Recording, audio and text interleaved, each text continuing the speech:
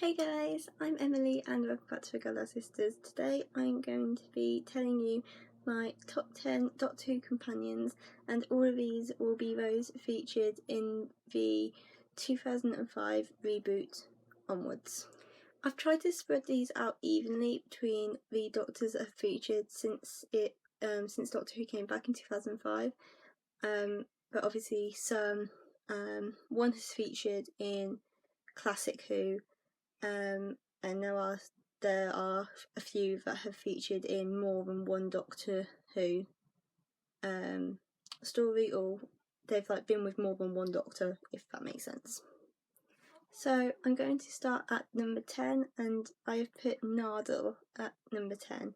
Nardole was played by comedian Matt Lucas. Don't get me wrong, I really liked his character. I think it was just I didn't particularly like Peter Capaldi in that series, and I think Nardole was just like the comic relief. I don't feel like he was ever taken seriously. I don't think I've seen. Please put it in the comments if you have. I don't think I've ever seen Matt Lucas in a serious role. I've seen him twice in Les Mis, where he played Thénardier, and he's like the comedic character in that. So I don't think I've ever seen Matt Lucas in a serious role. But yeah, I really liked his character, and his friendship with Bill, because Bill was like the more serious companion, and then you had Nardole, who was just absolute berserk. But yeah, I really liked his character. I just would have liked him to maybe be a bit more serious, but okay. My number 9 is Yasmin, and she was, or she still is, a companion with the 13th Doctor, Jodie Whittaker. The actress's name has suddenly gone out of my head. Mandip Gill. I love Yasmin's character. The character of Yasmin. I think it's just so I love the relationship that Yasmin and the Doctor have. I think it's because, you've got a female Doctor. That's my phone just gone off. I'm really sorry about that, guys. You've got Jodie as a 13th Doctor, who's like this really in the first series she was quite unsure of who she was, and you pair her up with Yasmin, who's this really, in my opinion, strong-willed, and she knows what she has to do and she's confident, and I love those two put together.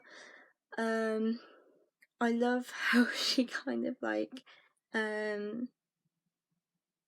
I think she kind of puts Ryan and Graham, who are the other two companions in the 13th Doctor's series at the moment, she kind of puts them in their place, and she knows what she's doing. And I think personally Mandip's acting as Yasmin really shone through in a second season of the 13th Doctor. I think it was Tesla, the episode was called, but it had Nikola Tesla in it, Nicholas Tesla. And I think that episode also had I can't remember her name, but the actress played Rani Chandra in Sarah Jane. She played the alien in that, and I can't now remember. It shows them my memory for things are just so bad. But I love how they put Yasmin with Tesla for a little bit, and I just love the scene where they're running through the streets to try and save the day. So yeah, Yasmin is my number 9. My number 8 is Graham. Graham's played by the lovely Bradley Walsh, who I actually have seen. I've seen a couple of episodes of The Chase. I'm not a loyal fan of it, but I just think that Bradley Walsh in Doctor Who is he should have been in it years ago. I love the character of Graham. I love the relationship that he has with Ryan, and like Bradley Walsh is kind of seen as this like funny guy because he is kind of like I don't think he's not a comedian, but he has done comedy, but he's also done really serious stuff. I'm currently watching him in I found it online, Law and Order UK. Who he stars alongside Freema Agyeman, who plays Martha, who I will talk about soon. And I just love how, like, even in Doctor Who, he's a serious, caring guy. But then but he can also be light-hearted at the same time. But he knows when he has to be serious, like. And I just love. I like how they introduce Graham as well, because like he kind of has that family network, whereas Yasmin doesn't have that, or you don't see it straight away. Whereas with Graham, you're introduced to Graham and Ryan, and you instantly know there's a family connection there. And I've just loved how his character has grew. Probably my favourite episodes, because he's like, I just find him funny, and it is I can't say it, so bear with me, the Tragugana conundrum. I can't say the T bit, but I just love that because, like, I just would not want Bradley Walsh there. Like, if I'm giving birth or something, I just wouldn't want Bradley Walsh there. But yeah, I love that episode because he's just so funny, and I can't wait to see what they do in the next series of Jodie Whittaker's stint as the Doctor. My number 7 is Donna, played by Catherine Tate. Donna, for me, is just, she is up there with, like, Doctor Who, like, royalty or something. I absolutely adore her. The first time I saw Donna's character would have been in not The Runaway Bride, it would have been when she came back as a companion. I don't remember watching Runaway Bride. I've seen it, but I don't remember watching it firsthand. So my first episode with her in would have been with the Adipose, which I can't remember the episode name now. But again, kind of like Bradley Walsh, she can do, like, she is hilarious. She had, like, even now, she has me in absolute stitches sometimes when I watch her. But other times she can do really serious, and I think a great scene of her doing both is the scene where the Doctor wipes her memory in Journey's End. Where it's like some meta crisis is happening inside her head, and she's like burning up, and you know that if the Doctor doesn't wipe her memory, she'll die, she won't survive it. And she's kind of like all happy and cheery, going like binary, binary, binary, binary, binary, all of that, to them being like, please, no, I can't go back to reality, I can't go back to normal life. And just the sheer, like, emotion that character has to go through in those few scenes where the Doctor wipes her memory and she just, like, collapses into his arms at the end. Another one of my favourite episodes with her in is The Doctor's Daughter, with Georgia Moffat in playing Jenny. I love that episode because it gives Donna a purpose in that episode, so to speak. And she gets to tell Jenny about all the adventures that she's had with the Doctor, and the ones that, although she doesn't have them, Jenny's not had them on screen, she's had them in audio dramas. All the adventures that Donna's had, and Donna can share these with Jenny, and I just love that they had like this instant friendship, and you can really tell that it hit Donna hard. I mean, it hit everyone hard when Jenny died, but it hit Donna hard because I think Donna had views of, you know, Jenny was going to become one of the team, and she didn't on screen. But obviously she has done in audio dramas with Big Finish, so yeah. Following on from Donna, my number 6 is Martha. I first didn't really warm to Martha when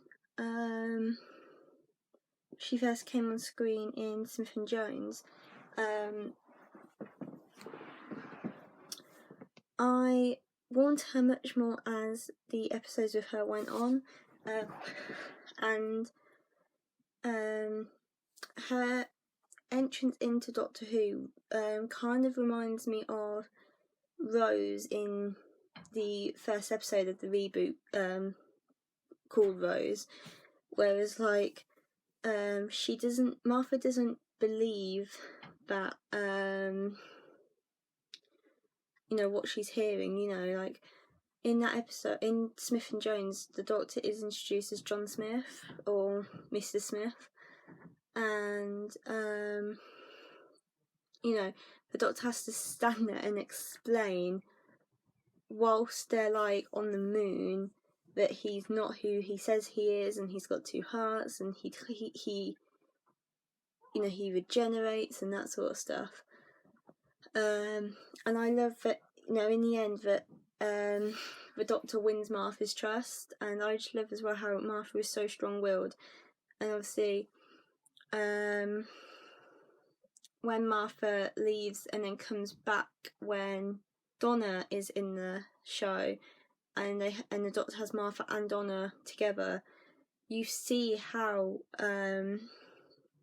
Martha has stayed with UNIT and has, you know, gone through the ranks at UNIT, and because of her connections with the Doctor, has kind of skipped a couple of levels and gone straight to like a higher up role. I love as well how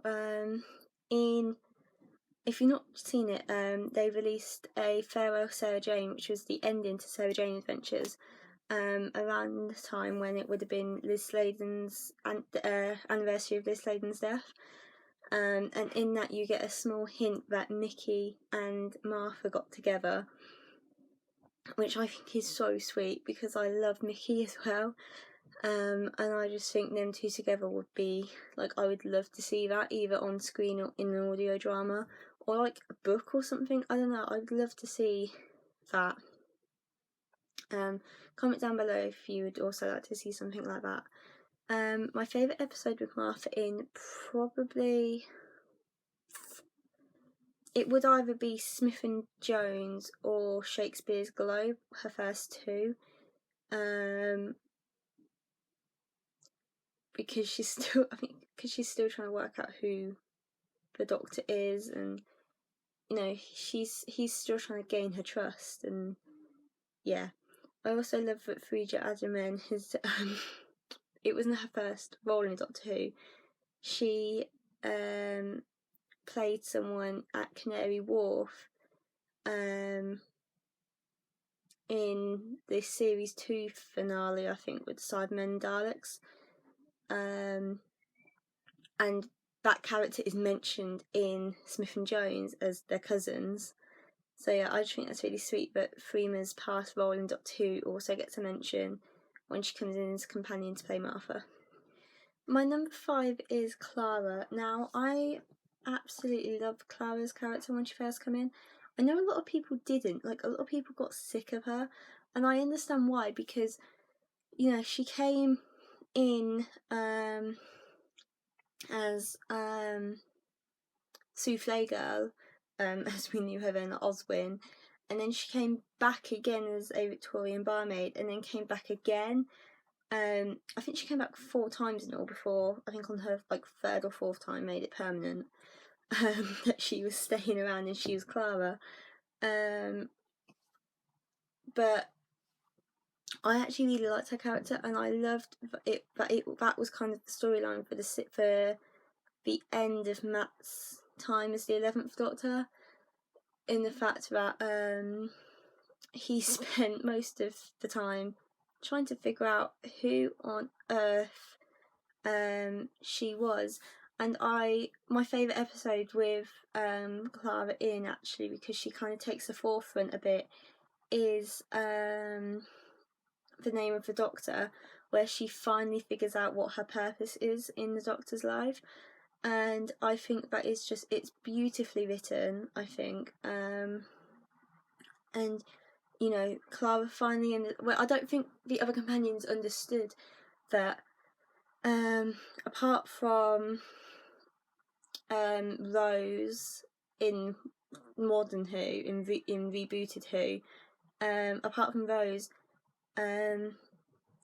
only Clara understood that the Doctor changes, and the Doctor had all these past faces and bodies beforehand, and that she actually sees every one of them until, obviously, if you've seen the episode, you know that John Hurt is introduced at the end of it. Excuse me, sorry. As the War Doctor.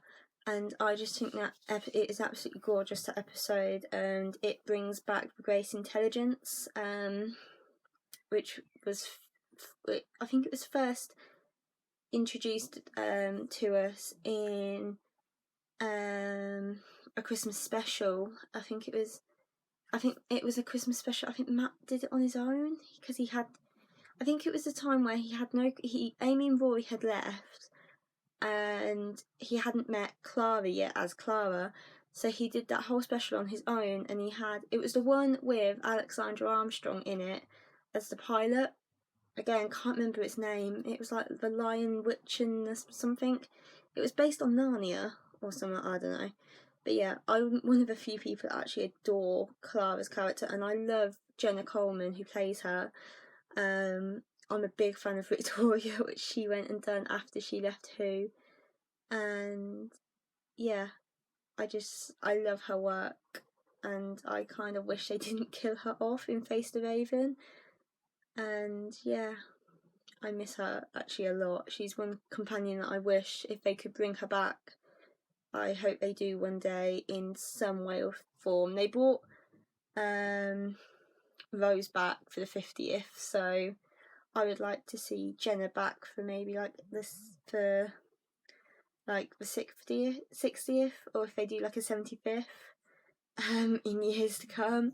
You know, I would love to see that. My number 4 is Rose, and Rose was the first companion that I was introduced to in David Tennant's first series. I didn't watch, as you know, Christopher Eccleston's series until a lot later. Excuse me again, I'm so sorry. I really liked Rose's character in like the whole of David Tennant's thing. Tenure. She kind of like appears every now and then after series 2, and I really like the fact that they keep referring to her, because, you know, she never goes away, kind of thing, and it really shows that she never left the Doctor's heart, because she came back as Bad Wolf in the 50th anniversary back in 2013. My favourite episode with her in is probably New Earth. That or the 50th that she's in. I love New Earth because it was probably the first episode it wasn't the first episode I watched, but it would have been one of the first. And I love how funny Billie Piper is in that episode, as she kind of mimics Zoe Wanamaker, who played Cassandra, who, if you don't remember who Cassandra was, she was kind of like the last human on Earth, and she was just that really stretchy skin thing on like a canvas, and I just find it hilarious. Like, looking back now, because I've seen Zoe Wanamaker in a couple of things, mainly Harry Potter, and I didn't know she voiced Cassandra, until actually quite recently, and I just love Billy's interpretation of her voice, but she makes it her own. She makes Cassandra her own, and it is just equally more funny when Cassandra moves from Billy to David as the Doctor. And I think that scene is absolutely brilliant. I think it's a lift shaft, but there's a ladder, so we're on this ladder, and the Doctor and Rose are arguing because Cassandra keeps swapping in between them. And yeah, I just find that episode so funny, and I love Rose and her character. So yeah. Number 3 is the companion that I said has featured in Classic Who as well as New Who, and that is Sarah Jane. I think you guys are probably fed up of me rambling on how much I love Liz Sladen and I love Sarah Jane. I'm gonna mainly focus on, for this video though, her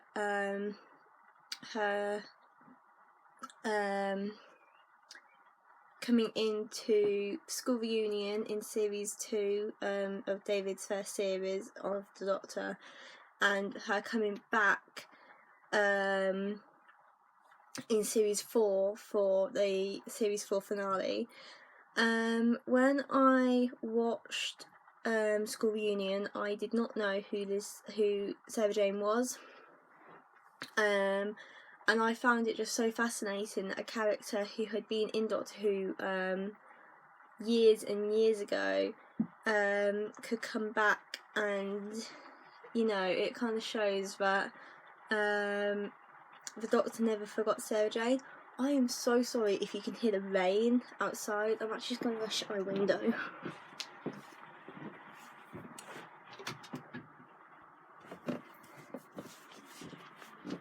I hope that's kind of helped. I've got a feeling we're in the UK at the moment, we're having really, really bad thunderstorms. I've got a feeling we're about to have another one. But I will carry on filming, just so you can hear the rain in the background. Yeah? So Hannah just come in. Where did I get to? Oh yeah. And I love that in series 2, the Sarah Jane adventures hadn't happened yet, so she was just an extra, not an extra.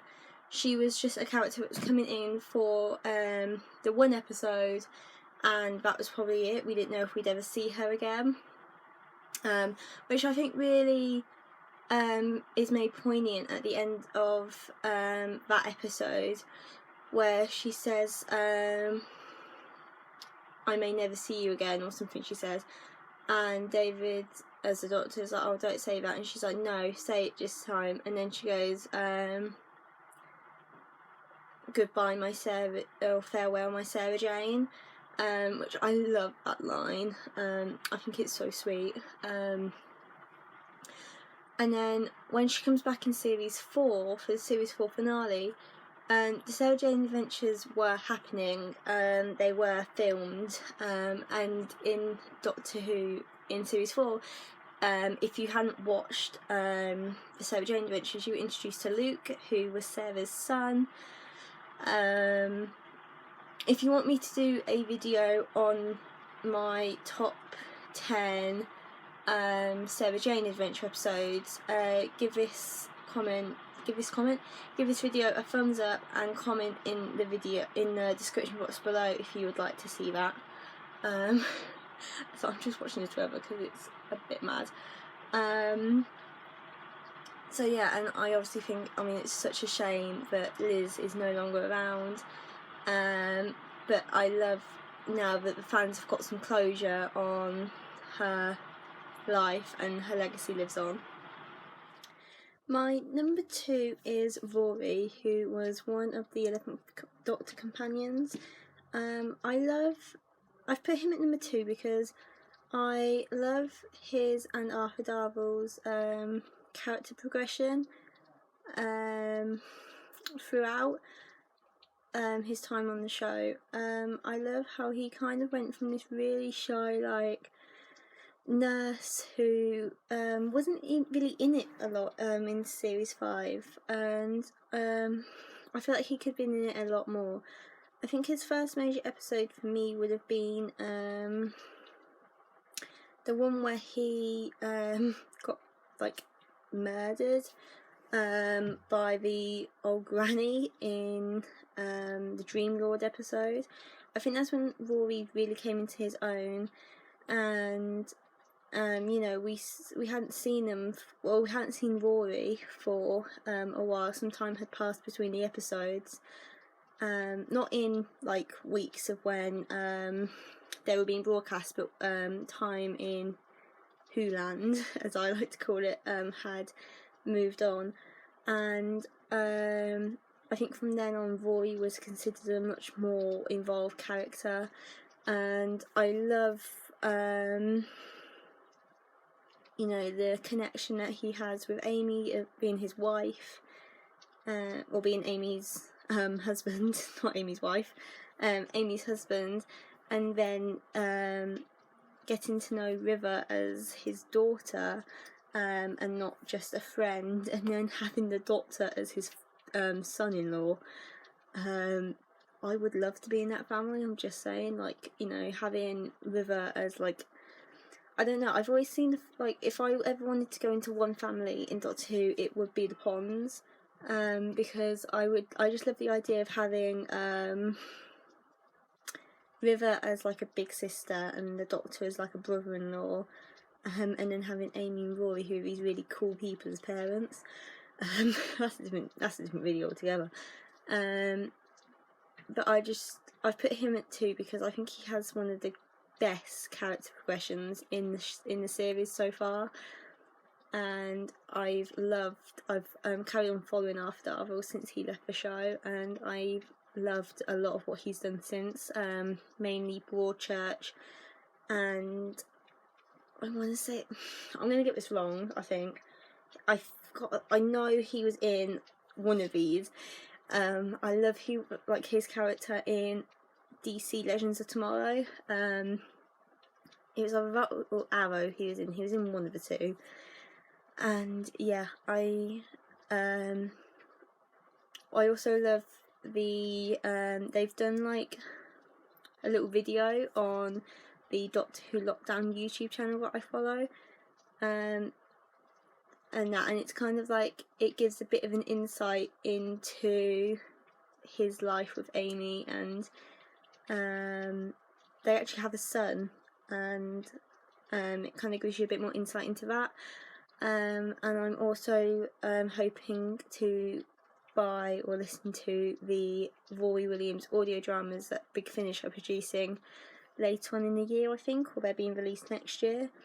They've just been announced, so I'm very excited about that as well. And finally, my number 1 is Amy Williams, or Amy Pond, played by Karen Gillan.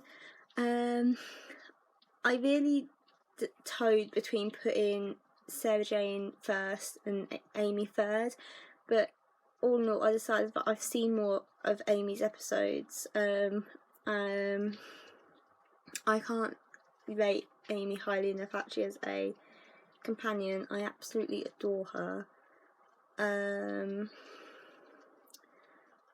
I really struggle picking out a favourite moment for Amy. I think it might have to be the doppelganger storyline that, you know, she went through. I think it was all of season 6 or something. She went through whole of series 6, I think, as a ganger, because the eye patch woman had kidnapped her, and she was in fact pregnant and giving birth and all that.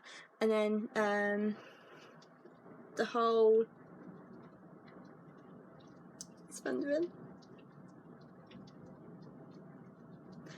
oh my god,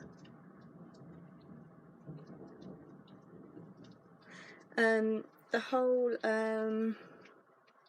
storyline then in A Good Man Goes to War, where we find out who Melody is, and then that opens a whole new story and a new adventure begins. And also I have to mention the 11th Hour, which is Karen's first, well, it's Amy's first episode, along with Matt, who it was his first episode as well, where Matt goes, something like, "You can't do that, you're a police officer," and then she whips her hair off and just like that, and she's like, "No, I'm a kissogram." I love that so much because it shows how confident and how sassy she is, and I love as well how young Amy, or young Amelia, was played by Caitlin Blackwood, who is Karen's real life cousin, and yeah, I just think it's really sweet, and I just can't rate highly enough of Amy. I love her. So that marks the end of this video, guys. I hope you enjoyed it. I know you might not agree with my order or my reasonings, but I've put them where I have because of what I've seen. I would also like to thank Ian Smith, and I'm really sorry there was another person who I've forgotten their names. Give me 1 second, people. Doctor Who Adventures, so Ian Smith and Doctor Who Adventures, thank you for your comments on my last Doctor Who video. Ian, as I've just replied to your comment, I will certainly check those out for the Doctors 1 and 2. With that video, it was really hard for me to film when I was trying to rank them, because I am aware that I haven't seen a lot of Doctors 1 and 2 in particular, but I am putting that down to my age and the fact that finding free episodes to watch online are becoming more and more difficult with I think the current situation, but I will definitely look into buying some classic Who adventures, and yeah. So thank you so much for watching this video, guys, and me and Hannah will see you again in our next one very soon. Bye.